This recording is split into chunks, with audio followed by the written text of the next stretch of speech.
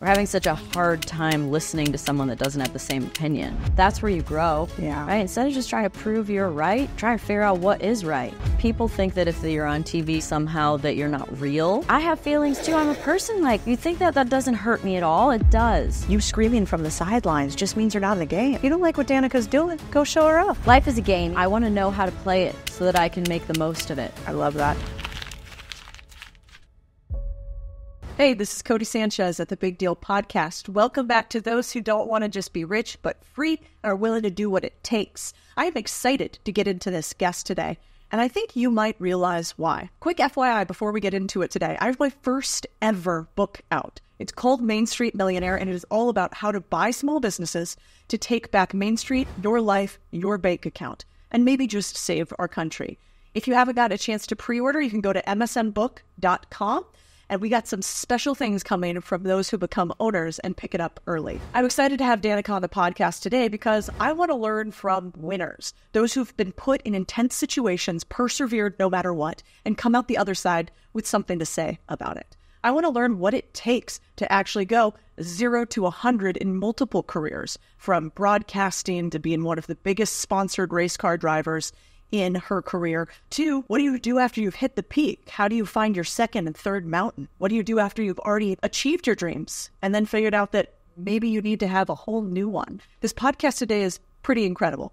Not only because today she's gotten into sort of the culture war and pushed back on things that she thought don't make a lot of sense, but also for anybody that wants a mindset shift to become that type of champion that even in zero-sum games, even when it is winner or loser, you can get that gear that gets you into winning mode.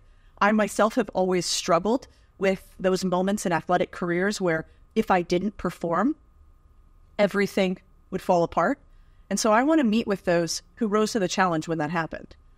So without further ado, my new friend, Danica Patrick, who, by the way, is also tiny, and I look like a giant by comparison. Danica, so excited to have you here. You were obviously one of the most famous NASCAR racers of all time, race car drivers of all time.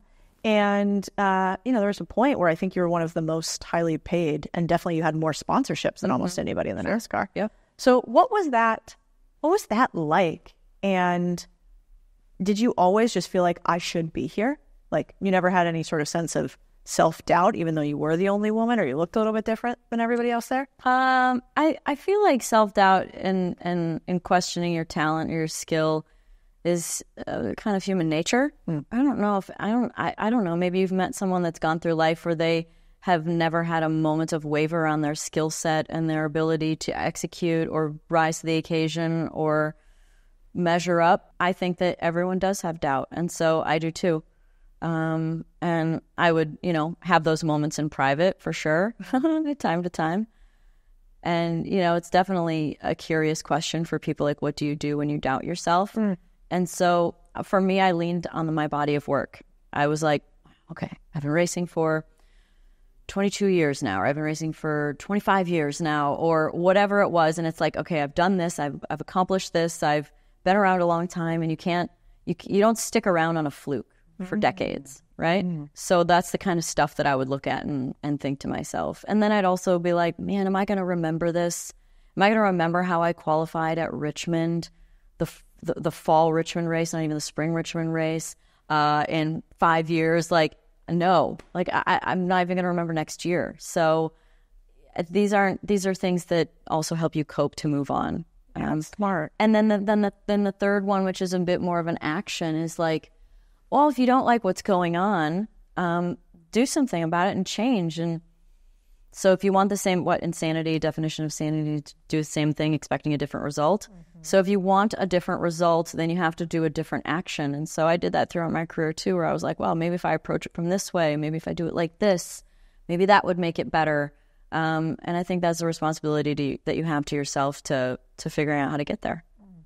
What do you do if you doubt yourself without a body of work? Something new you've never done before? You have to give yourself I think there's already like a built-in amount of reasonable expectation level when you've never done something before. Yeah. But then, of course, I think then maybe it comes to really like goal setting. And so when I got to NASCAR from IndyCar, there's race after race. IndyCar was a much shorter season. NASCAR was basically like every single weekend. And so the energy of one weekend would spill into the next one very easily. And that's what I let it do when I first got there.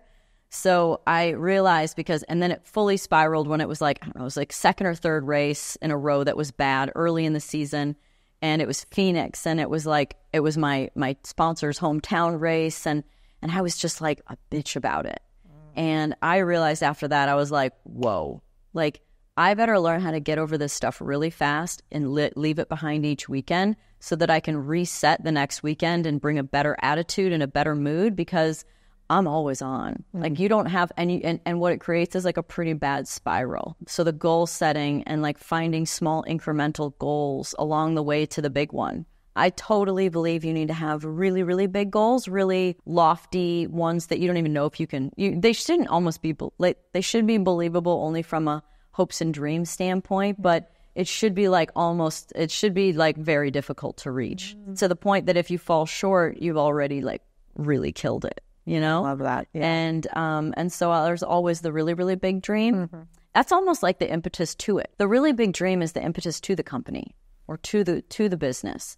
And then you set the incremental ones along the way to keep you happy, to keep you positive, to keep you in a good mood, to keep the people around you motivated, to keep your damn sponsors happy, right? Like those are the things that you do to bring yourself up so that you don't lose yourself and spiral out of control because you've had a couple of bad weeks. It's like, okay, there's only been 2 or 3 rodeos now. That's a low amount of rodeos. Yeah, let's keep going. I think a lot of people in life don't have experience playing zero-sum games. You know, it's the hardest game there is because there is a winner and there are many losers. And in life, thankfully, most things are not a zero-sum game. You know, if I grow my business, somebody else can grow it too, and nobody has to see me as I didn't win or I didn't lose. So when you were running these races and they were zero-sum games, how do you mentally prepare for failing or not winning in front of hundreds of thousands of people? Yeah, you've basically lost every weekend. I mean, like the best of the best. Like I'm trying to think, one of my very good friends, Kyle Larson, he might have won like 10 or 11 races one year, which is like a crazy amount of races out of like 40 or 39 or something like that there was. So the ratio is pretty good, but that's like a insanely good. Like that doesn't happen that often. If you win 5 in a year, that's really good. So the rate of failure is super high, and I think that's why athletes are really pushed in the mental category very hard, because there's a lot of losing, and so I think that's also why so many don't make it. That's why skill isn't really enough in sports, and that you have to have more because you lose a lot. And does that translate to your second career, let's say now, podcasting, author, multiple-time business owner?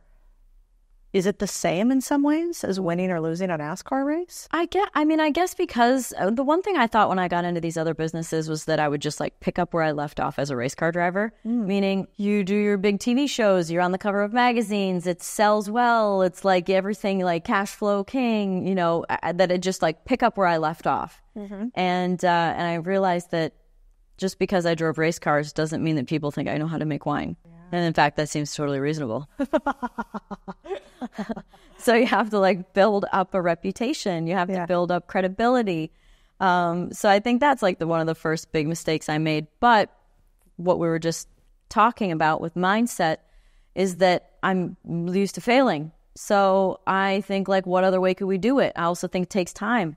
You know, my career in racing was 27 years. So from 10 to 37, basically. So I didn't become an overnight success, right? It took a long time to get there.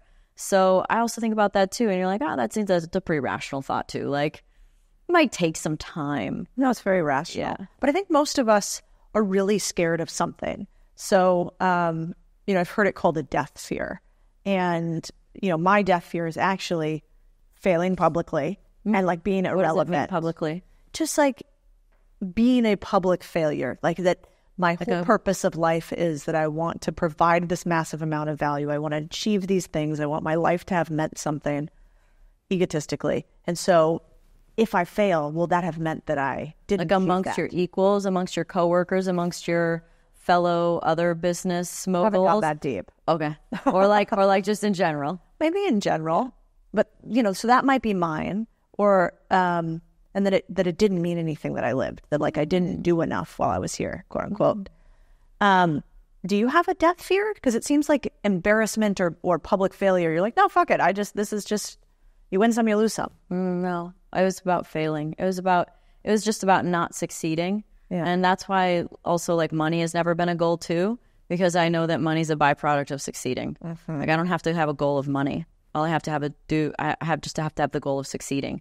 My goal is, well, first off, whenever I'm starting something, whether it was racing or any other company that I have, I start with a dream, which is actually why I named my wine Somnium, because it means dream in Latin.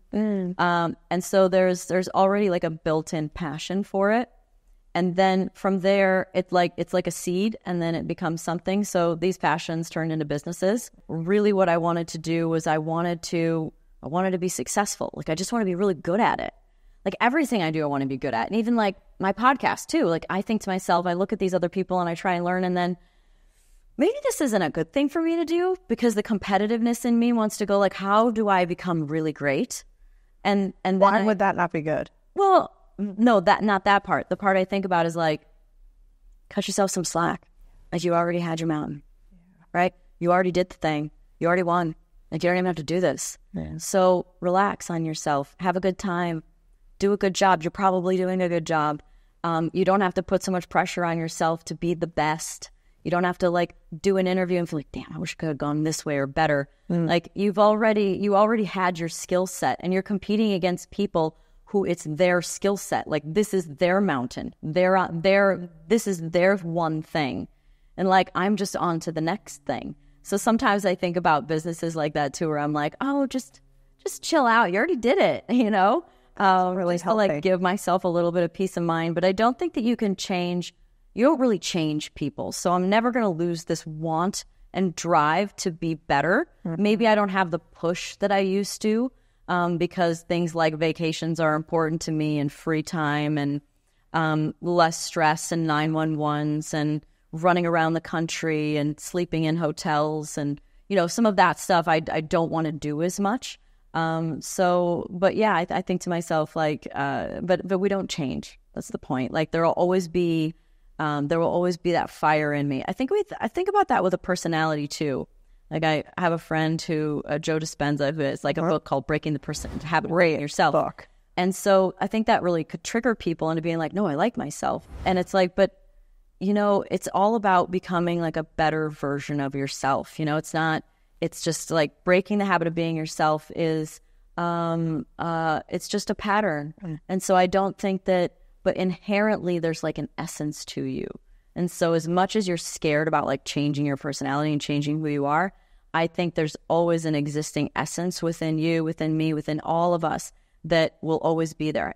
And do people ever say to you that like they have a generalization for what you're like, or like a descriptor? Of course, yeah. No matter what. Of course. You don't even have to say anything, right? Yeah, 100%. You walk out of the room and they can all tell what it is. Yeah, that's your essence, right? Yeah, it's a good point.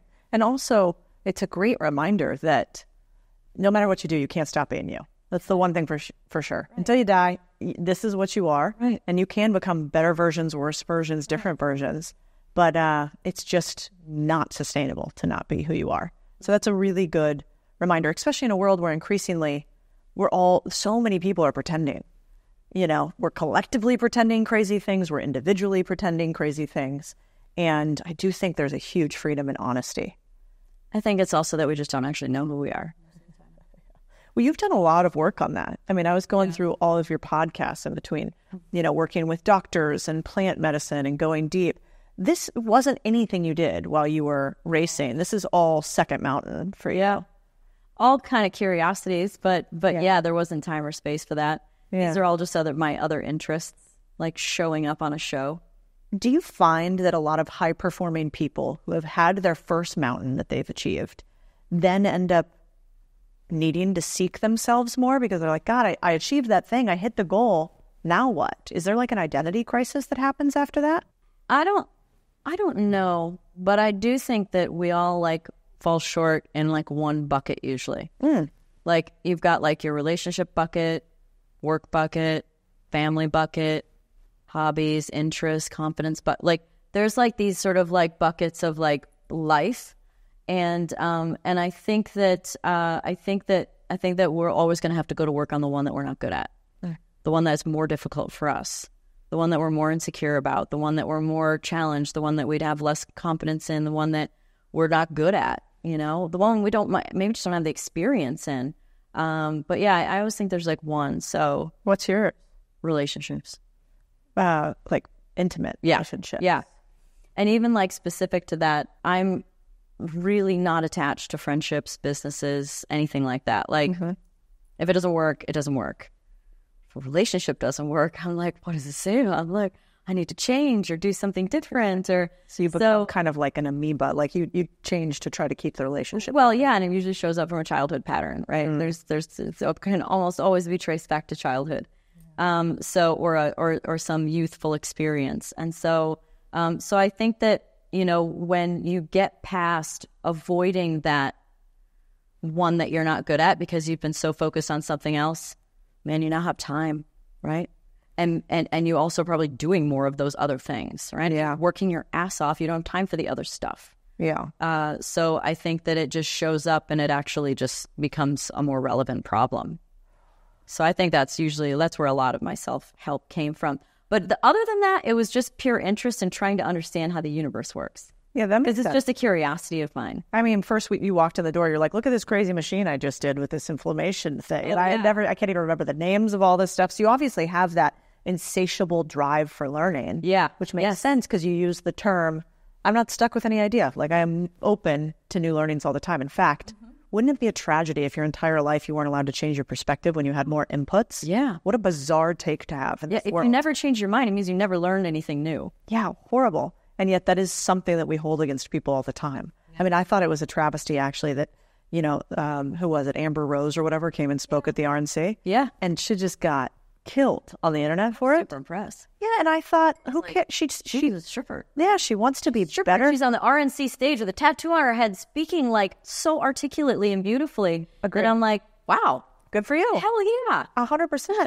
Forehead tattooed RNC. Good for her. That's the exact thing that I thought. And also, shame on any of us who try to take old versions, maybe worse versions of ourselves, and say that we can't progress, that we have to be shackled to that person for the rest of our life. Sure. I mean, you and I are both divorced. That would be tough. Yeah. If we were never allowed to leave that behind. It'd be like a business not being able to pivot. It's like, nope, man, your first stab at it. You didn't do it. You can't. No, I know you. You did those stupid advertisements. You can't do better now. That's true. Stupid. When you moved past being divorced, successful woman, achieved a billion things. Like I told you, my COO is like a big Danica fan. So he's like, oh, I've always had a crush on her. Like, shout out, Chris. I'm sure you get that all the time. It's the last time that happened was a couple of days ago. I interviewed Ronda Rousey. Yeah. Which is someone I always want to interview. Like, yeah, she's very badass. To have like really, really high achieving, very famous female athletes to come together. Ooh. So I was really excited about it. And she walked in, the first thing she said is she's like, my husband Trav wanted you to know that he has a huge crush on you.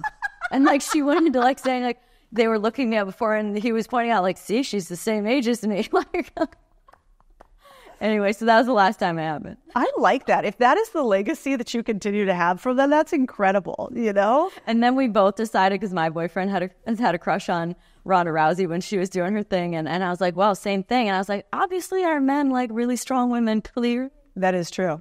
Yeah, a lot of my female friends today will say it's really hard to find a man right now. Like there's no men anywhere. And, men don't want to date me because I'm successful or whatever.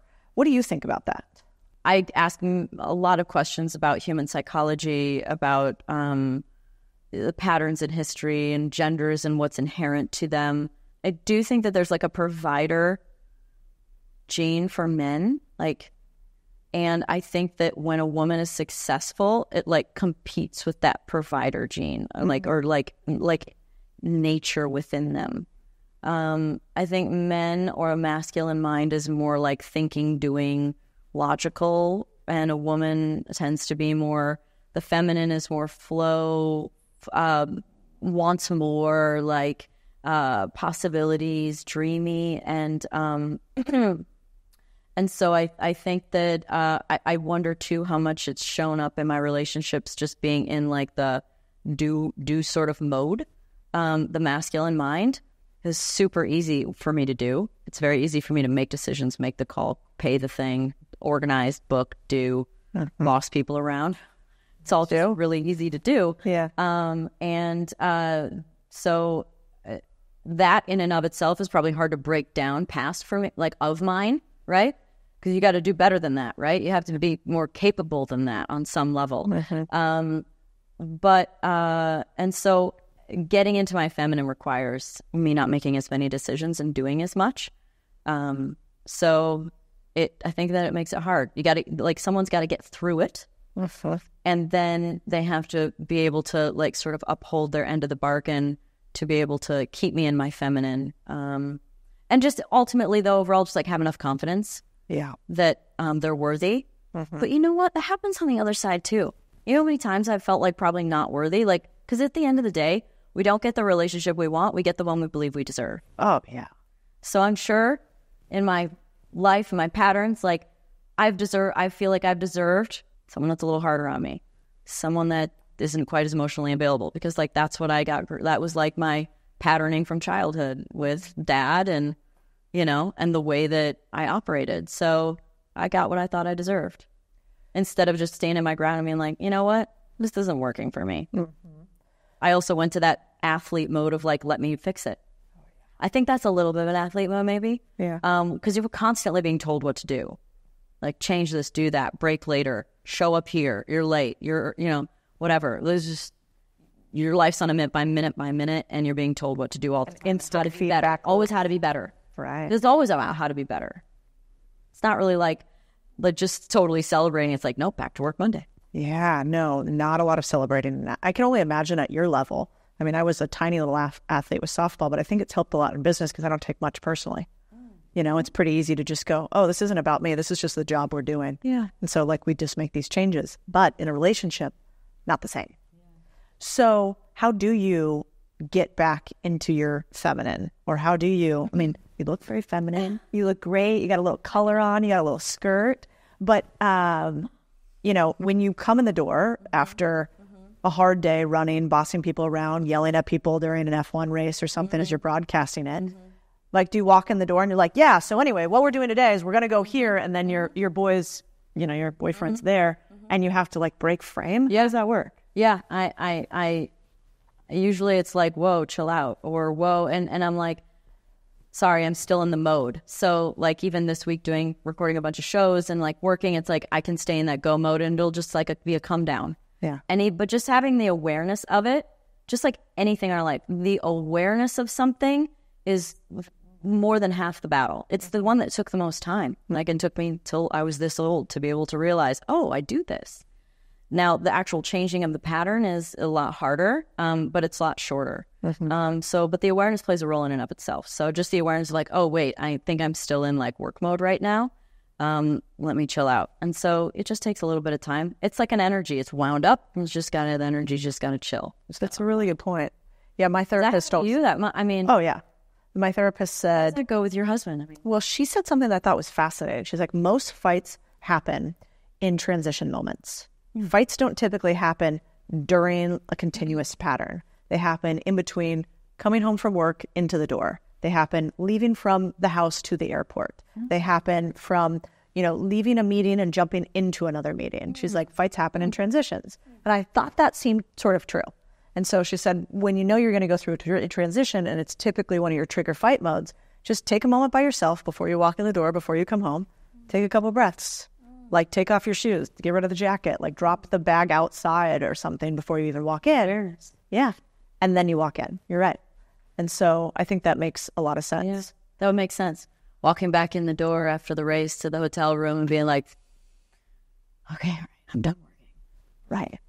Which is beautiful. And I think the one nice part about women working so much now, too, is men probably don't have as many conversations like that as women do with their therapists, but it's the same thing. You know, that's like the stereotype since the beginning of modern work is the man comes home, he's tired, you know, the woman wants something, he's in this other mode. And how do you change that? What do you think about this this idea of, you know, trad wife and men not wanting a strong woman anymore? don't know about this? You're on the internet. I thought this is... Okay, so trad wife. Let me school you. So apparently there's a new movement, kind of newish, but it's like, have you seen... I wish I could think of some of their names. They're like an acronym? Traditional wife. But it's like these beautiful dressed women that are in like aprons and whatever, kind of with makeup on, but they're in the kitchen and they're like cooking a meal, but the whole time they're like, and now I'm making for my husband. Oh, yeah, those funny videos. Right, yeah. And so the idea is like the traditional woman who doesn't work, who takes care of her husband, who bakes sourdough bread from the garden, takes care of the kids. Yeah. And it's sort of maybe this pushback to girl bosses or whatever. Have you found that it's harder for you to date because you are a successful woman and not like a trad wife? I've definitely thought about that too. I mean, some of the stuff that we already said, yes. But I've also wondered too if some of it's a little about wanting a kid. Sometimes I've wondered that too, of like just if that wasn't like a driving force, there's like not as much of an anchoring to like solidifying the relationship. Do you not want kids? I wouldn't say that, but I mean, while I was racing, it was not going to happen. So hard. I wonder sometimes if like that wasn't like an anchor to a relationship, right? As being something that could play into it. I've heard that a man wants to he just wants somewhere where it's not hard. Like he just wants easy. And I guess if I'm looking at it in the most positive way, I'd say it's because like he's been at work. I agree. It's stressful. He like has the responsibility of like keeping the family, afloat, financial burden could be some of that, right? So he just kind of wants like just peace. Like, I just don't want it to be hard. I'll say for me personally, I didn't really have an issue with, and I'm a pretty hardcore bitch. And I couldn't be with somebody who was probably a total wallflower because I'd walk all over him. But sometimes I think a lot of women today, if you're struggling to find somebody to be with, we have to be careful the stories that we tell ourselves. Yeah. And so if you're out there saying men are bad and they don't want a woman that works and, you're never going to meet somebody because you're not this traditional stereotype, then that's probably going to be true. And simultaneously, if instead, you tell yourself a different story, you might have a different outcome. I think our perception becomes our reality. Yeah. I mean, you guys as athletes, visualization is incredibly important. Oh, yeah. Right? Totally. How does that actually work? How do you visualize? Do you still do that today? Oh, you know what you should do?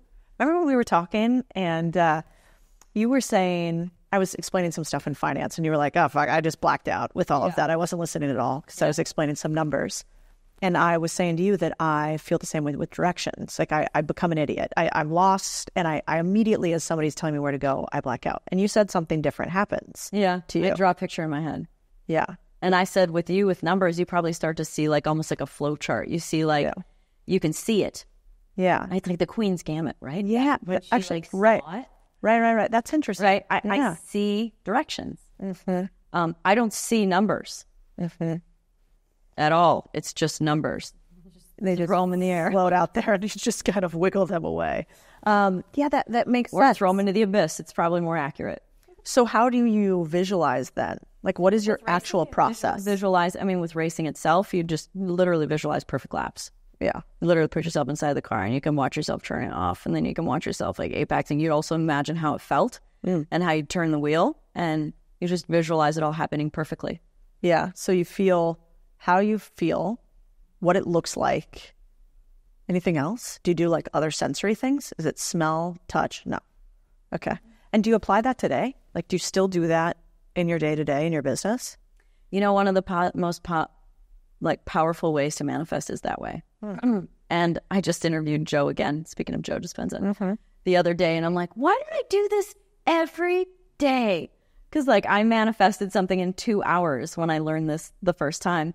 And how do you do it? Yeah. What's the process? The way he teaches it is you think about whatever it is that you want. Okay. So in my example that manifested in 2 hours, I wanted to go to Egypt. So you put an E, put a little bubble around it on a piece of paper. On one side of it, you write a handful of reasons why: adventure, mystery, learning, like whatever your reasons why. And then on the other side of it, you write another handful of elevated emotions that you will feel having accomplished it. So you'd be like, and you'd be, joyful. You'd be humbled, and you write these emotions down. So then the meditation happens, and then at the end of it, he's like, all right, you go to what it is that you want, think about why, and then you go into the elevated emotions, and that is the part where you visualize. So I pictured myself looking at the pyramid, feeling this awe, overwhelmed, like actually feeling it, because I'm looking at it now. I'm looking at it, and I'm actually there. I've made it, and it's spectacular, and I feel like elated and like humbled, and you get the whole feeling, and it becomes visceral. Like, so when you do it, you might cry, you might laugh, you might, heart rate starts going up, you might get warm, start sweating, whatever it is. But because you're actually in the experience and you're having a feeling, you're charged up, you're now in the future, you now are living in the future. It's happening. So you've anchored that reality, and then you just wait for it to come through. And so anyway, there's magic into letting it go. There's definitely magic in letting it go. Because I thought to myself, man, if it takes years to manifest this trip, because he was telling a story about one that he did and how long it took. And it was, I don't know, it was like 6 months or like something like that. And I'm thinking, oh, yeah, like if this takes a couple of years to get the right trip. So anyway, I go to dinner, and my girl taps me on the shoulder, and she's like, hey, I heard you're interested in Egypt. And I was like, that's I wild. was like, do you know what I wrote down? And she was like, huh? She's like, no. She said, but this girl over here said you were talking about Egypt. She's like, there's a trip in February if you want to go, which is in a couple months. And I was like, fuck yeah, I want to go. And I looked across the table at dinner, and I said, Joe, 2 hours. 2 hours. What did he say? Just nods. Yeah. Interesting. Why don't you do it more often? That's a way to manifest. I'm going to steal that. Visualizing and feeling. Yeah. It's the feeling that gets you into it, because really marks it. Like it just like, I mean, we can have it in a negative way too. So we can create positive and negative associations with emotion too. And that's what happens with the trauma, where, something happens and you feel, it could be small, but you get this feeling of like, maybe you were told as a kid, like maybe you were singing in the car and, your mom was in a bad mood and she was like, oh, you sound so horrible, stop. And you're like, oh, I'm gutted, right? And like you never sang again, but you like wanted to cry. Maybe you did, and so that's like an emotion marked in the moment that you're now stuck in. So the same thing can happen on the other side of it with positive emotions. It's called reminiscing, right? And it's like having a really positive memory where you look back and like you're really happy about it, and you sort of, those are the ones that you rehash with people. So those are really positive emotions. It might be you when you were young, you went to. You used to have a cabin and you guys would have bonfires every night. So every time you smell a bonfire, you're like, oh my God, this takes me back to the cabin. And you're like, you can put yourself in a different state, but it's that emotion that's the most important part. So even with manifesting, it's the emotion that really draws in that reality. If you guys like this podcast today, tell your mama, tell your friend, tell everybody you know that you need to share the pod. Don't be greedy, share the pod with the needy. Thank you guys for doing this. Also, if you feel like leaving a review, now would be the time, because the only way that we get more people listening to a little bit of truth in a world of nonsense is you. Thanks, guys. I've never seen myself as a girl driver. I'm just a driver. What do you mean by that? And do you still believe that? Yeah, I mean, the context matters a little bit, but I would say with intention of knowing what that means is that the car doesn't know the difference. The car doesn't know if it's a girl or a guy driving it. It shouldn't matter, right? The potential is still there. So that's probably why. Was that hard to say back then? Did you get flack for that? Or do you get more flack for a statement like that today? Oh, I think if you say girl or boy, you get flack for it today, no matter what. So I think we're in a really weird time where, like, I don't know about you, but anytime I say male, female, girl, boy, like, I'm like, oh, wait. And then I usually follow it up with who cares, because I believe there's two genders. So suck it. Then you're immediately canceled. Yeah, that's it. Canceled. And that's the end of me. Or people are tuning in. Right? I mean, controversy does get clicks too. Yeah. But I think that I don't think it's ever hard for me to say, to be honest. I'm just very comfortable with whatever my truth is, and I'm totally open to my truth changing. I'm a pretty open-minded person, and in fact, I love having my mind change because it means I've learned something. Yeah. I like that line about you. That's rare. What about, it's super timely right now. Olympics just happened. lots of controversy about men and women at the Olympics too. What do you think about men and women's sports? I got confused even with the boxing thing. All of a sudden, I'm like, what is a woman? And then I'm confused because I'm a woman. And then there's some sexual disease, some disease that they had.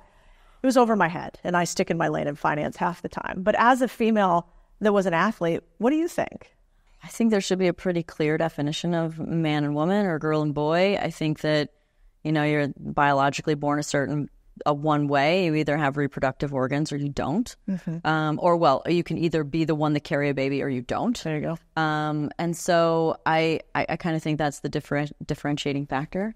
And maybe it's just like a matter of language of girl, boy, or male, female. Maybe there's like biological or birth gender or something like that, but there was one. Mm-hmm. And I think that because obviously like I was a girl in a guy's sport, but there are some true hormonal, physiological reasons why men should not compete in women's sports when it comes to strength, when it comes to power, size. Those things are really different. And when men have at least 10 times the testosterone that women do, which is something that helps build lean muscle mass and gives you size and mass and power, it's totally unfair. Like it's not fair at all. So I don't agree with it. I think we're in a super weird time. And I can't believe that they allowed that stuff into the Olympics. Yeah. I also think it's fascinating that we are taking up so much time in our society with that question. Yeah. It's like all the problems we have, all the things we need to solve, all the obesity, the unhealth, the poverty, the difficulty. That's where we want to go. And so I do get sad that some of our greatest minds, we have to spend time even talking about this. Mm-hmm. And yet simultaneously, I do think that words mean things, mm-hmm. and we should be careful that we understand the words before we use them. Yeah. So I think it's important there are people like you that take a stance on either side, and I'm open to either. The other day I was at a conference, and it was a Latino conference, and I think the term Latinx, which I call Latinx, is the most ridiculous term of all time. What does it mean? Right? Had you heard this one? I've never heard this. Stuff. So essentially, Latino is an O on it, which is masculine in Spanish. Oh, the O's are masculine. And Latina. Right. And so they said that this was genderizing the word Latino. So they put an X on it. And I worked in Latin America for a long time, so I played a little game where I asked all my peeps, I was like, what is Latinx? Have you ever used this? And they were like, ¿de qué? Like, Latin X? Like, it doesn't even make sense in the vernacular. Exactly. And so I kind of said that at the crowd, and a young woman, said that she identified as Latin X, and I'm happy to talk to you about it. And I was like, I don't care what you call yourself, just don't make me use a word that I shouldn't have to. Well, let's face it, we're not using man and woman, and we're not doing it to degrade or devalue, judge. We're using it as a descriptor. Usually it's like, excuse me, sir. It's like, because like, what am I supposed to say? Excuse me, brown-haired, tall person. Yeah, exactly. It's like a descriptor. We're trying to get, it just makes functioning in society a little easier. And yet we're here making it hard. We're here making it complicated. Yeah. It's so not worth our time. Yeah. I agree. It's not. And it seems like there's a clear answer. And I love like the hypocrisy of that people, what is it? Like people that want, people that want a female president also are not able to tell you what a female is. Right? Like there's also like goofy hypocrisies in there too that are just like, I don't know. It's like, I feel like we're living in this very interesting time in society where things are becoming more and more and more polarized. So there's, I think, just like more stupidity than ever, but also brilliance. And there's more beauty and joy and possibility out there and connection, and less than ever. Like we're just living in this really weird time, and I don't know where it snaps back to or if it breaks apart and becomes something new. But it's a very interesting time. When you first started saying things like that publicly, you're a broadcaster, you're on stages all the time, then you go on Tucker Carlson, and that's highly divisive for some people. Mm-hmm. And did you get a lot of pushback talking about things like genders or politicians? And does that bother you at all? It doesn't bother me. It just shocks me. And so I try not to, try not to go into an area that I don't know too much about. I think it's okay to have opinions, right? Like to become an expert on something's one thing, but we were talking before just about, you speaking out in various different things and, how you find your groove with that. It's like you can only really, the fail-safe way to do it is to use your experience. It's to just say, in my experience or in what happened to me was, because nobody can argue with that. Yep. Nobody can argue with that at all. So, but when I think that, when it comes to politics and speaking out and being a little bit more in that world, which is a world I totally stayed away from. I mean, look, when you go do events or you do speaking engagements or various different things, there's two things that are topics that you're not supposed to ever talk about. It says like topics do not talk about these topics.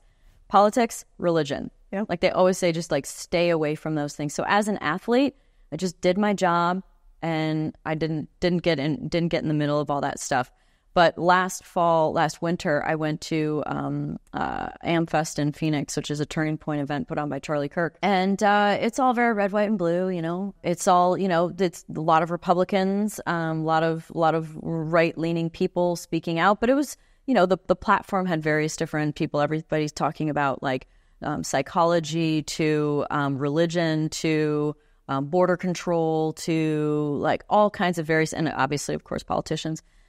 Tucker was there, and when I posted about it, people, like, it's amazing that you can go to an event where it's about loving America and people think you're radical. Yeah. And so I guess that's kind of where I'm like, I almost got pissed off. I was like, y'all are crazy.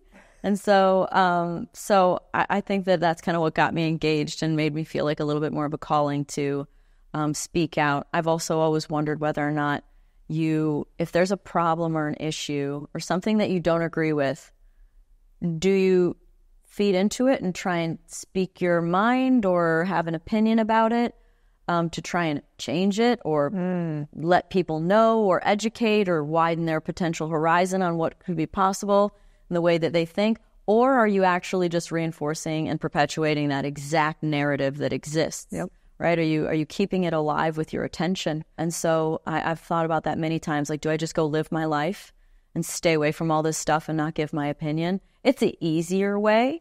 It's a more peaceful way in some ways. Mm-hmm. But I think that I just got to the point where being engaged on some level felt like a calling. And I feel comfortable to say things, say more than I used to. It's definitely still an area that's a little weird coming from being an athlete to like have opinions about stuff like that. But well, you're very respectful. I mean, I want to play this clip of you back in the day getting, you had some fans that were talking a little shit on the sidelines, and you walk over and, here it is. Oh! No, I get it. That was there was. Since I'm old, sweetheart. Instead of taking the booing, what I want to tell you is, like, I do the very best I can. Yes, you do. I mean, if you're a real fan, you know that I'm not just like, my job's to sign autographs, right? My job is to drive the car, to tell the crew chief what's going on. I don't appreciate the booing, you know what I mean? I'm a person too. I have feelings. So when you boo me, it hurts my feelings, okay? Please just be supportive fans. I'll do everything I can. When I came from over here, 3 cars over there. I only do so much. I have to get in the car. So please understand that all feelings too. And what I thought was interesting about this is that you even thought to, speak to them. So, like, what was going through your head at the time? Do you do that often? Was that like a one-off thing? Oh, yeah. Yeah. Going and like mothering fans or yelling at fans or whatever, however you want to look at it, is for sure rare. I was like, I think I was at Pocono and I was walking back from pit road and I might have been after qualifying or something like that. Generally always very busy. I mean, we're working. And so I'm walking back and I think people think that if you're on TV or on your phone or behind a railing somehow that you're not real and you don't have feelings, but they said some smart ass comment and I was like, and I like rationally was like, all right, that is inappropriate. And like, I just want to go tell them like, and I'm going to go tell them how I feel about it, which was I walked over there and I was like, look, that hurts my feelings. Like, you think I don't know, I didn't hear you? Like, I have feelings too. I'm a person. Like, you think that doesn't hurt me at all? It does. It does. And like, I feel like I did like a little mothering act on them, right? I kind of was just. You were very even too. No cuss words, no raising of a voice. Did they respond well? I think I got more flack from, I don't remember I think maybe someone got it on video. Obviously, I saw it. But yeah, I think anytime that you disrespect your fans, it just doesn't always go super well. Yeah. But again, that felt like a call, like a way to. I was trying to tell him you made me feel bad about myself. Yeah. You know. Yeah. Because and also stop being a dick. Stop being an absolute dick. You know. I kind of like that better. I feel like next time. How did your parents raise you? Did they raise you to yell at people from the sideline like, you suck? You're like you do it. Seriously. I think about that. At what point in time in your life did you evolve into being like the you suck person from the stands? It's never even crossed my mind. Yeah. Ever. And now there's a world of them on the internet. Oh, God, yeah. You right? know, just even all more, day walking around. I can't even go approach them. No, you can't. Half the time they have these anonymous accounts. But I do think that it's a good point because I think a lot of times people don't realize that you screaming from the sidelines just means you're not in the game. Like if you don't like what in the arena, right? If you don't like what Danica's doing, go show her up. You know, go be better. But I think they don't believe in themselves that much, which is why peanut galleries happen. So, you know, the way you treat someone says the way that someone treats you says a lot more about them than it does you. And so if someone's an asshole to you, it doesn't mean if they're mean to you about something, it doesn't mean that you've done something wrong. It means that they're mean. Yeah. You know, it's talking about their insecurities. Anytime also somebody gets triggered, projects, it's coming from a wounded place. Because usually what we judge, we deny. So maybe they were not allowed to, like, if their mom or dad like wanted their attention, they had to like snap to it. Maybe they, and like no matter what, they had to respond. And maybe they were taught like if be respectful of this and like, you know, always put them first. And so then in this scenario where he's saying something, wanting attention from me and I don't do it and he says something, maybe it's because he was triggered into this sort of like pattern that he's in where it's like, I would have for sure come over and turned around. You should have. And then he got mad. Yeah, that's exactly right. Yeah, I do think a lot of the trolling happens at the end of a should. And so, and shoulding your way through life is just not a good idea. I often get asked this question. How do you function as a woman in a male-dominated field? And I never really know the right way to answer that. I'm sure you've got asked the same question. Yeah. How do you answer it? That I've never been a guy, so I don't know how it is to be a guy. I don't know. I mean, how do you be a guy in a guy's world? That's good. What did they say back?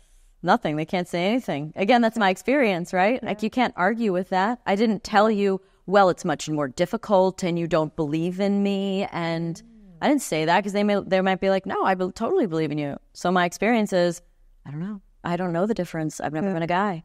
So you're asking me of the delta. I don't have any information on the delta. Yeah. No penis, no delta. Nope. I want to talk a little bit about, you know, you have on your podcast all these different things you talk about. Some of them manifesting, like with Joe. I listened to a few of them where you talk about health. Now it makes a lot of sense why. You know, you've kind of been really curious about how to fix health. In particular, you talked about something that another one of my girlfriends struggled with, which was issues with breast implants. What happened? And now that you've talked to a bunch of people about this, you've worked through this with your health, have you found this is common? Like a lot of women have issues with breast implants, and how could you even tell if you have one or not? It's one of those things that I'll share this part too.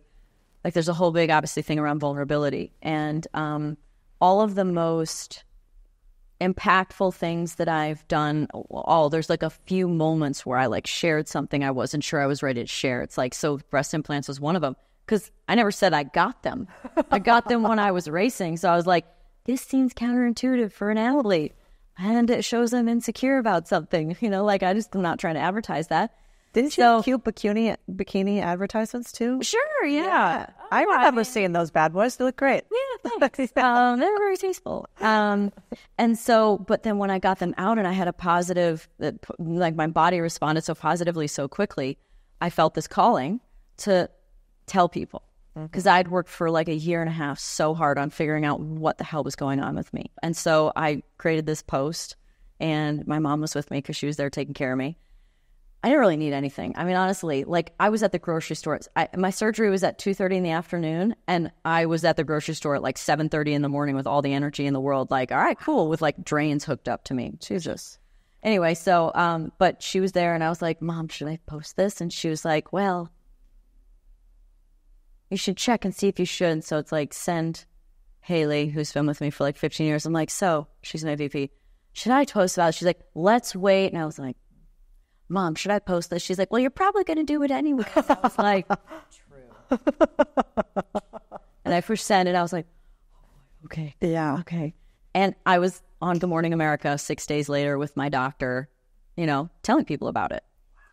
So it's like when you share something that you're not sure you're ready to share is like there's some real magic in that vulnerability. And it resonates with people. That's why it's like not always the best thing to always look like you have your shit together. Yeah, it's and true. Like put together, and that you don't make mistakes, and that you do everything right, or that you always look right.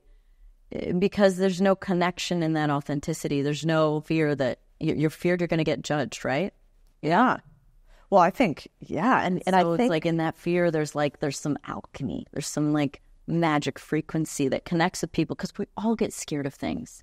And we're all super flawed. Ton of issues. Yeah. I also think that's why, for instance, like somebody like Mel Robbins, I think she connects with a lot of women because it's all out there. She's super real about it. Yeah, she's super real. She's really vulnerable. She's like, I'm kind of a mess in this way and this way, and I'm not taking, I don't have a bunch of face paint on here. I'm just here. Mm-hmm. And I think in an age of endless filters and people only showing their highlights, that's really powerful, to your point. I think there's just as much of it as you can possibly do. I don't think I'm even that good at it. I think that people tend to have... You're not good at being vulnerable? Yeah. I'm very transparent, which I think is not vulnerable. Like I'm just comfortable telling you anything. Yeah. Like I'm comfortable to talk about, which I'll tell you about more about the breast implants and what happened, but I'm comfortable to talk about a lot of things. Talking about, my life or, personal interests or things, just various different things. I'm like pretty transparent. Mm-hmm. Relationships or whatever, right? But I think vulnerability is that I think I have a big scale for transparency, and then the vulnerability is over at the end, and I'm like, I think I'm the same. But it might be because you're pretty tough, like you're intense in a lot of ways, and so to find the thing that actually makes you vulnerable, is that hard? Like, is there not that much that actually? Like Alex Honnold, the climber, that he like think about how big his comfort zone is for climbing up a cliffside, right? Like exactly, like. Not a lot phases him. Right. Maybe it's a practice thing. Yeah. Maybe. Yeah. It might be true. I also think at some point there's like a little bit of vulnerability porn too, where it's like, do we always have to show all, I'm careful about showing too much on the internet from a pure vulnerability standpoint, because I think a lot of people, then they use it, they kind of weaponize it. It's like, have you ever followed the accounts where they show their cellulite all the time? Like every photo is them with like a lot of cellulite, or like one girl like Dana Mesa or Dana something, and she'll like show like how to pose correctly because she worked for a magazine. Yeah, she'll show cellulite and things like that. But yeah, I don't know. I mean, I think there's like a little bit of like you can get addicted to the vulnerability porn of posting a lot too. Probably. So I think it's like addicted to the attention. Right. Yeah, I think that's right. She's so real. Right, exactly. And so I think it is important, like how you determine what your public brand and persona is, whether it's in business or for a personal brand, is so important because you can get trapped in it. Like you talked about, you probably at some point were like, I swear to God, if somebody asks me about racing or says the word NASCAR, I'm going to murder them. Like, did you get to that at some point? Well, at the end of my career, I was just like, how am I going to show up for these 5 to 7 minute interviews where they ask me the same questions every time? And you're like, are you excited to be at this track? Are you excited to be back at this track? Are you excited to be back at this track? To the point where at the end of my career, one time I said to the guy, I was like, is that the best you can do? Like, it was like a press conference to start the weekend off. And like, are you excited to be back at Kansas Motor Speedway? I'm like, is that really the best you could do? Like, he did. I'm such a dick because it's so hard to ask questions. Like, you asking me questions is much more challenging than me sitting over here with all the answers to, or if I don't have it, I say, I don't know. Yeah. Well, yeah, it is true. And it's hard to ask questions that, one, are interesting to you, but two, are interesting to the audience. Of course. Yeah. There's like two things going on. Sure. Sure. When I was talking to you and interviewing you, I was thinking like, should I have been asking questions about like more general things? And should I have not talked about being a CEO that much? Right. Like, you want to attract to a larger audience, but you don't know if you're always landing and resonating with people. So Yeah. I just find you got to follow your curiosity. And usually if you go to the things that you're really curious on, you're way more interested in. Yeah. And So we probably all have generally like similar stuff that we're curious about. And that's where you can get the weird out. Otherwise, you know, you've been on those interviews where the first thing they ask you is like, Danica, can you tell us a little bit about your story? And you're like, I'd rather die. I mean, that's at least how I feel. No, how did you start out? How did you get into racing? Oh, just die. Yeah, 100%. Same thing. Yeah. But a recorder. Yeah, exactly. That would be then you'd get a lot of videos on the internet about you. They'd be like, Danica's at it again. I want to talk a little bit about opinion sharing. And I'm obsessing with this lately because I do think we're in a world increasingly where we need people to be able to communicate with one another and have a dialogue that is reasonable, even if we disagree on a few things. And we're losing that in this country, it feels like, and maybe around the world. If we don't agree with somebody on every single point, then they're bad, we're good. And you seem to have gotten really comfortable sharing your truth. What advice do you have for somebody who doesn't know how to do that with any grace? To share their truth? Yeah, and share their opinions. And maybe even do it in a way that's, I think a lot of people these days are comfortable sharing their opinions, but it's like shouting at people as opposed to opening up a dialogue. His first question is, what are you trying to accomplish? You know, do you have a goal, or are you just shouting? If you're going to complain about something, you know, if you're going to complain about, you know, how your chicken came, but you're eating it anyway, you just complain to complain. But if you actually want a new order or something different, like, go for it. So if you have a motivation, if you have a goal for the complaint, then, you know, it usually roots you in something somewhat more grounded instead of just like spitting off about whatever's like crossing your mind that day. And we have so many more platforms to speak your mind anywhere and everywhere. But I think that more than anything, it's that we're having such a hard time. We're having such a hard time listening to someone that doesn't have the same opinion. That's where you grow, right? That's where the open mind is like, okay, I don't agree with this, but I'm curious. Like, why do you think that? And then, and then maybe you just at least understand because of something in their past or something they've experienced has given them this sort of perspective. Or maybe you're like, wow, that's actually a really logical reason why. Maybe you're right about that to some degree. I think it's more about being able to have like really calm dialogues and a level of curiosity instead of just trying to prove yourself right. Yeah. Right? Instead of just trying to prove you're right, try to figure out what is right. Yeah. Do you want to win, or do you want to be right? And I feel like a lot of times people get lost there. You have had a few people on the podcast that are talking about some crazy shit that I was going through, good, bad, or otherwise. I don't know, because they're not my area, but like time travel or reptilians. I listened to this one. I didn't know this was a thing. What do you do when people come on the podcast and you're like, whoa, I know nothing about that, and maybe I don't agree at all? You mean money? Yeah. Business? Oh, yeah, that's true. No, it's not that I know nothing about it. Numbers are my challenge. Stuff I have a lot of really business. Disagree with. What do I really disagree with? No, like when you have somebody come on your podcast and they're talking about lizard people and you're not sure you agree with that, what do you do? What do you do with that? I'm like, how do you know this? Yeah. Like, who told you this? How did you figure this out? Yeah. Like, you're trying to understand the source, right? That's like usually what you're trying to do when someone has something to say that's kind of crazy.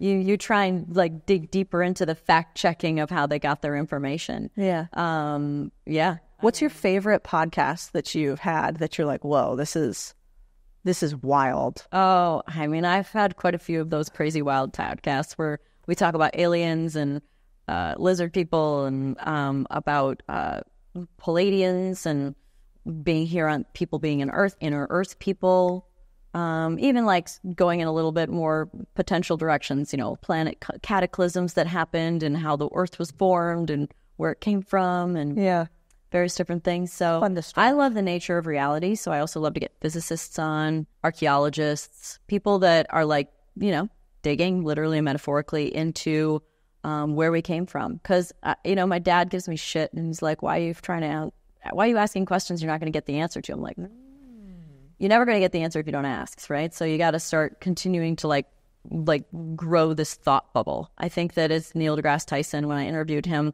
the first time, I think he said, all the information is this known circle, and as soon as you ask another question and get an answer outside of that circle, like the bubble becomes infinitely bigger, like proportionately bigger, right? And so it's just like the potential questions and possibilities continue to grow and grow. So you have to ask the question, but also, if we start to figure things out, then, or at least have a feeling about how it works, this is a game. Life is a game, even if it's not a game, and if we're real and like we're not a simulation, it's still a game. There's still a way to play it. And I want to know how to play it so that I can make the most of it, so that I can be the happiest, be the most successful, have the most experiences, find the most amount of joy, learn the most amount of lessons. Like when I say the things that I'm grateful for, one of them is the lessons, because that's where I am. That's why I got to where, that's what's put me here now. So, learn how to play the game so I can do a good job. I love that. Have a great life. Have you ever read Shadow of the Wind? No. Do you like reading fiction novels? Reading. You don't like reading at all? I read a little, but I don't like reading. So the way you get tired. I get so tired. Is I watch. You watch? Loads of YouTube. And then you talk to people about it. Mm-hmm. Exactly. Verbal. Yeah, and then the way I etch it and remember it, is I write it. So if I want to really remember it, then I can write it down and make notes, and then I really remember it. That's great. I think it's really important for people to learn all the different ways that other people can learn. There's so many stereotypes now about how you have to start your day, how you have to communicate, how you have to run a business. Ryan Johnson, who I just interviewed the other day, I love Brian. Millions of dollars on his health, Yeah. It's like his regiment is like... Oh, it's wild. Dude, I went into his house when I met him last, and Did you do one of his dinners? No, I just interviewed him. Okay. And I walked into his house, and I was like, oh, good, my socks are matching today. And he looked at me, and he's like, why would your socks not be matching? And I'm like, have you never not had matching socks? And he's like, why would I ever have matching socks? And I was just like, this is a crazy conversation. And I was like, you are exactly who I thought you'd be, quite honestly. Yeah. And it makes so much sense. But I thought he gets a lot of crazy shit on the internet. I thought he was lovely and present. Same thing. Very. And his life was kind of lovely. I'm like, yeah, man, you get a world of hurt. Oh, he has like a little bit of sort of like a techie nerdiness to him. Of course. Because that's the world he came from. Yeah. So there's like a little bit of that. But he's super, like, I'm not going to say super normal because what he does, but he's very easy to talk to. Yeah. Very, very easy to talk to. Very relatable. And like you said, very present. Yeah. Ask questions. And so, I found him to be lovely too. You had a video where I saw the most valuable lesson you've ever learned in your life that you talked to your dad about. Do you remember what that was? It's probably the one about, I feel like that's the one that the Tom Bilyeu clip is the one that plays a lot, which is, I think, about looking forward. It's like if you turn around and that's the way you go. So my dad would tell me when I was young, and he'd be like, I don't want to see you turning around. Because in a go-kart, you could like get up and you could turn around and you could look at where the other go-karts were to see what your gap was. And he would tell me not to ever do that because that's the direction you're going then. If you're thinking about what's behind you, that's where you're going. And so I thought about that all the way through my career, even into, all the way through NASCAR, where I'd be like, if I'd be looking in my mirror a lot and then I'd commit myself to not looking in my mirror, just focusing on being as perfect as possible.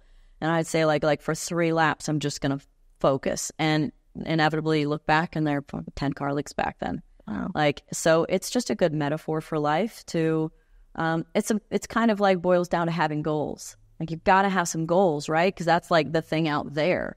If you don't have a goal, how do you even know where, like what to do next? Yeah. What other advice have you gotten from your dad that's left a mark on you? The first one that comes to mind wasn't from my dad. I'm sure my dad's taught me many other things, but it was my first like real boss, Bobby Rahal.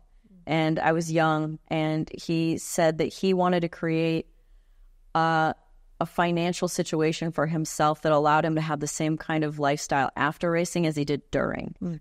I guess that would be assuming that he spends his money while he's racing, and then when he's done, if he has none left, save. So he told me to save, but he said, don't spend all your money.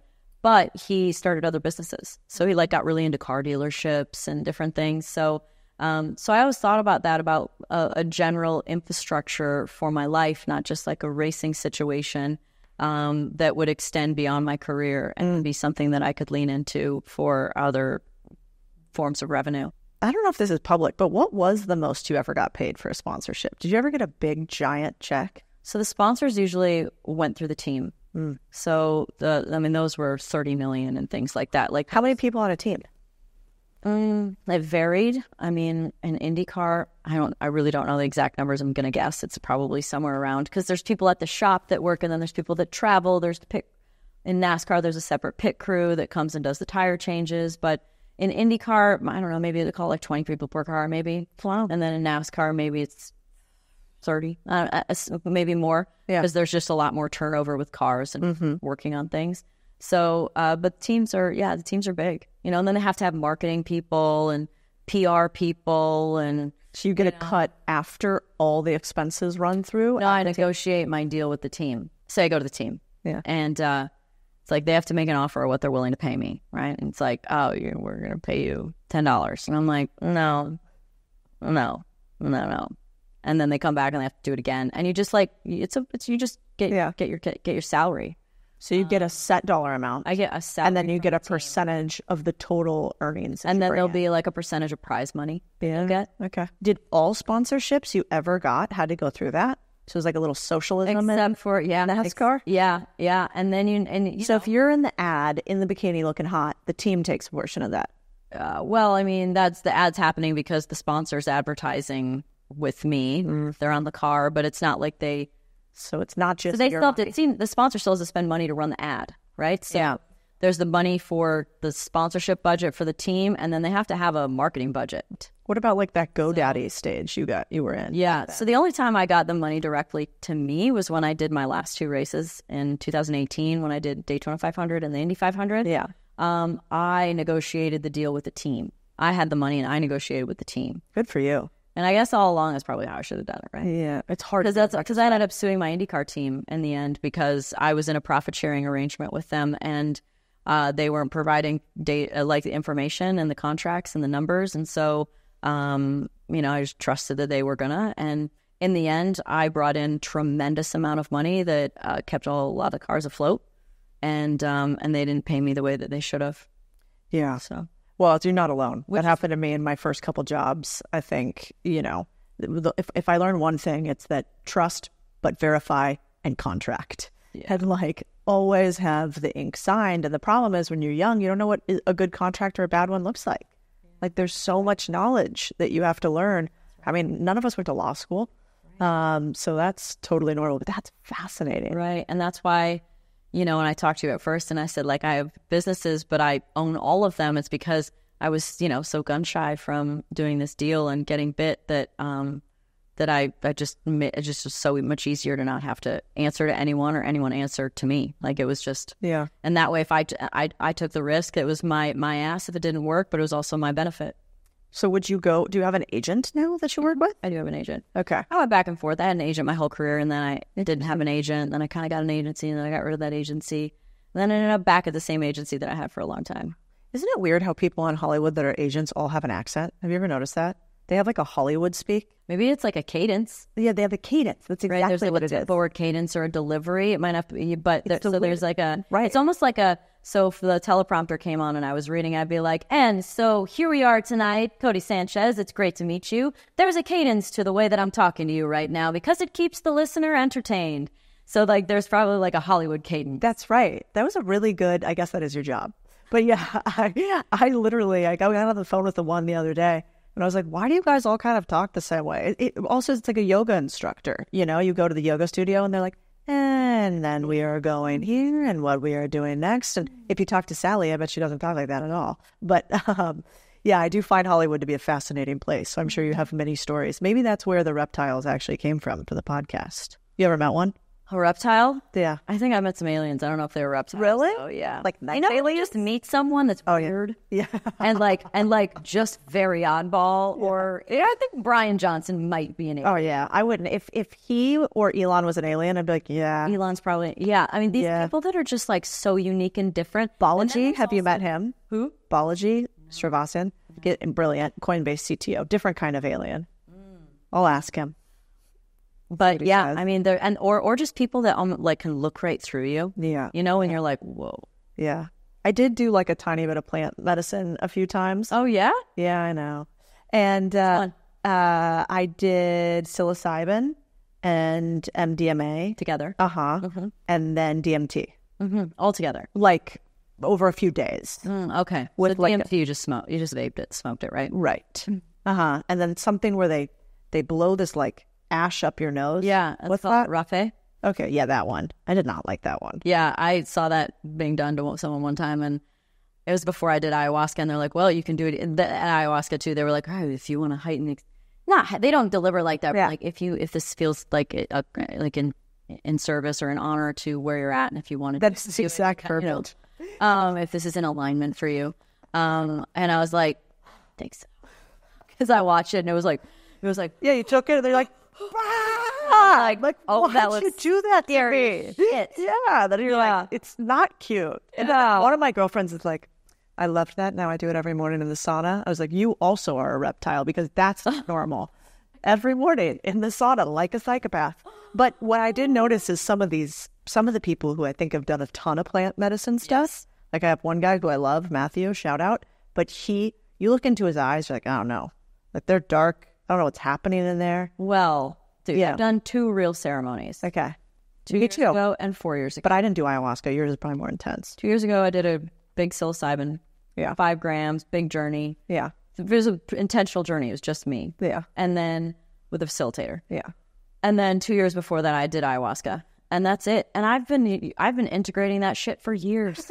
Same. Like I can't even imagine how confused I'd be about what worked and what information I got if I was doing it like monthly, or weekly, so true. I mean, I've recreationally done psilocybin and things, but like not enough to like blast off into the universe in a big way. Sometimes you get a little insight. You're like, whoa, I think I see geometry in the air. You're like, so you can see some cool stuff. But I've never met the aliens. I haven't met the aliens. I usually just see myself or people or scenarios. Yeah. But I think that it's, and it's actually becoming a much more popular thing within like big tech and like Silicon Valley people. And dude, Austin, nobody drinks. Everybody's like, would you like a micro? I went to a party. Yeah. They were all sitting around a table. They had a tray of options. I was like, it's 5 o'clock on Sunday. I'm fine. Wow, I gotta be. You're strapping into the next 4 hours. Exactly. Because you got to wait for it to kick in for they have an hour, and then it lasts for about 3 hours, and then you come down for a half an hour. So no, I'm out. It's a whole night. Yeah, and then you also don't eat. Yeah. Which is fine in a way, but then also you're kind of like, no, that's not healthy. And if you ate right before, it's like, well, then it's not going to work as well. It's like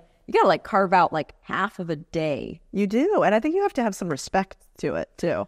Well, I mean, there's definitely some perspective that you're really, opening up a different realm. And so I think that, it's a little less risky on a sort of recreational, smaller dose sort of scale. But I think that when you're doing the really big doses, I think that you really open yourself up to and energy, different energy, spirit, energy. And without proper guidance or protection in those spaces, I think can be a little bit dangerous. I think that's very true. Yeah, one of my times I got trapped in a PowerPoint, which tells you how fun I am at parties. I was like, yeah, how terrible is that? Everybody else is like psilocybin, like you go like you're like, okay, it's 2:15, and then you go and then you look down, you think it's probably got to be 3 o'clock, and it's like 2:24, and you're like,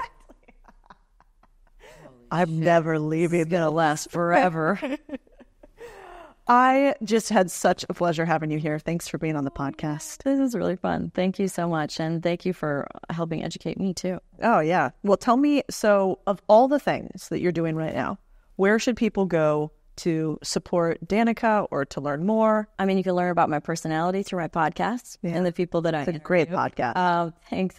It covers a lot of bases, for sure. And they're all very selfish interests of curiosities that I have. I make wine, so if people like to drink wine, I make 2 different wines. Somnium is a Napa Valley wine. Danica Rosé is made in Provence, France. I also have a little candle company I started after a trip from Egypt with, essential oils that are meaningful for their locations in the house. And what's that one called? Voyen. And what's the best website? Well, on my social, I do all my own Instagram stuff, but we have other platforms. Okay. I think. So go do with them, but they're there. Danica Patrick, Instagram, link in bio for all the things. Yeah. Okay. And if you comment on this podcast on YouTube, we'll give away my new favorite candles from Danica to 3 of you guys that comment and tell us your favorite part of the episode.